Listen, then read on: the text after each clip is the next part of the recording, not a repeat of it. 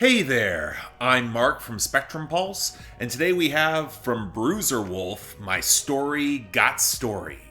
One thing I've noticed in talking about Bruiser Wolf as he's broken out of the Detroit underground is that a lot of focus is on his uniquely kooky vocal delivery, which seems like the make or break proposition not just for his vocal timbre, but how he definitely piles up the old school punchlines and humor. But back when I reviewed Dope Game Stupid in 2021, I was concerned whether that stylistic choice might make him appear a little one-dimensional. I've seen some folks really try to pigeonhole him as a punchline rapper, which personally, I think it's a little unfair off of one album and some strong guest verses around the rest of Bruiser Brigade, so I was really hoping that this sophomore follow-up would have more range in the production, the content, and song structure. And you know, for the most part, I think it does. It still has Bruiser Wolf's laid-back, impeccable comedic timing and wry drug-hustling observations that more than ever kind of remind me a blend of Snoop Dogg, E40, and even a bit of Homeboy Sandman with every left-field quip, but the hooks have a little bit more melodic flair, or they're just punchier in general. There are even cuts that embrace a more contemporary, cleaner mix, like Too Bad with Danny Brown and ZelooperZ, or I Was Taught To with Trinidad James of all people. And you know what? I was really impressed by how seamlessly Bruiser Wolf could fit in with that sound, especially alongside the more stripped back, soulful samples that really underscore the majority of this album's sound palette, along with plenty of half-formed conversational snippets and samples that give this project the feel of working in the right Detroit barbershop or a smoky pool hall. The Stephen A. Smith rant about Detroit on the title track in particular, it feels like it could have gone off in any background TV.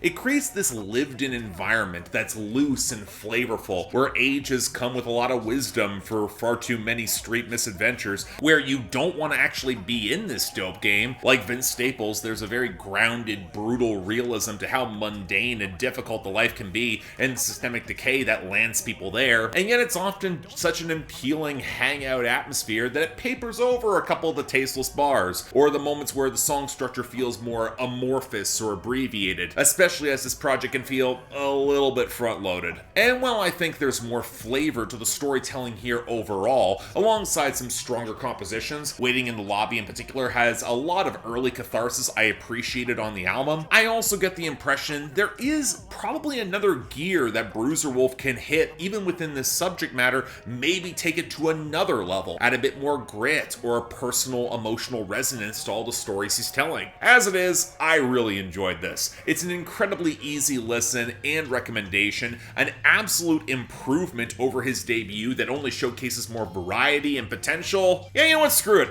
I'll even call it great. He certainly gets there on more songs here than ever before, and that's enough for me to give this a lot of props.